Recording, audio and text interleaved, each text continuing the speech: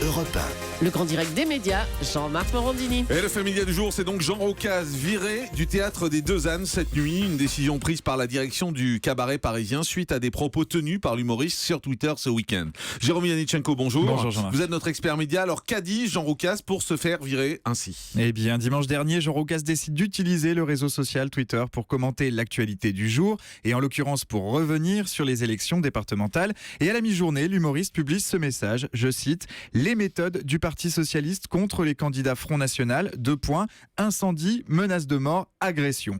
Jean Roccaz fait ici allusion à des intimidations subies par des candidats Front National durant cette campagne et notamment à un départ de feu à l'hôtel de ville d'Hénin-Beaumont la semaine dernière.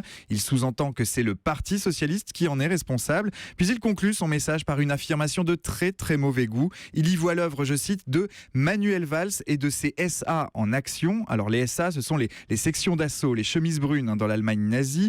Une référence douteuse qu'il appuie en conclusion avec ces deux mots, Heil Hollande, détournement du salut de sinistre mémoire, Heil Hitler, une sortie qui a immédiatement provoqué des centaines de réactions indignées. Et parmi ces réactions, donc hier soir, réaction du théâtre des Deux Ânes où Jean Roccaz joue régulièrement. Oui, il est à l'affiche de la satire politique intitulée France-Hollande, zéro partout, aux côtés de Jacques Maillot notamment. Et hier, c'est justement Jacques Maillot, qui est aussi directeur du théâtre parisien, qui a annoncé qu'il se désolidarisait des déclarations et des prises de position politiques de Jean Roccaz. Il ajoute que le théâtre a toujours respecté les opinions politiques de ses pensionnaires, mais ne peut cautionner de tels propos infamants pour la République et pour ses représentants. Il ajoute avoir décidé de mettre fin à sa collaboration avec Jean Roccaz dans les plus brefs délais. De son côté, l'humoriste imitateur a tenté d'expliquer son message.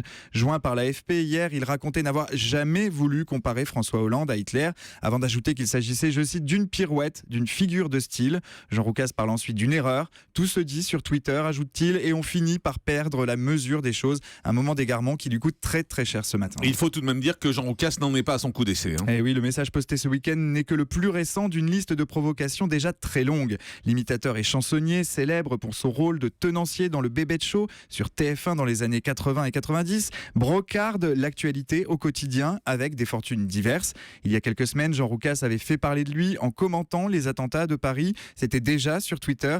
Il faisait alors allusion aux preneurs d'otages du supermarché Hyper Cacher et il s'exprimait ainsi, je cite, « Manuel Valls a raison, Koulibaly avait un complice, une certaine Christiane Taubira qui l'a aidé à sortir de prison ».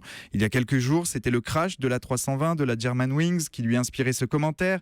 C'est François Hollande qui est aux commandes de la France et Valls en est le copilote. Ce sont sûrement deux dépressifs. Sur le plan de l'humour, les roucasseries de celui qui est devenu militant du Rassemblement Bleu Marine en 2013 ne faisaient pas forcément l'unanimité. Cette fois, sur le plan politique, elles ne font plus rire personne. Merci beaucoup Jérôme Yannichenko donc sur la chute de Jean Roccaz.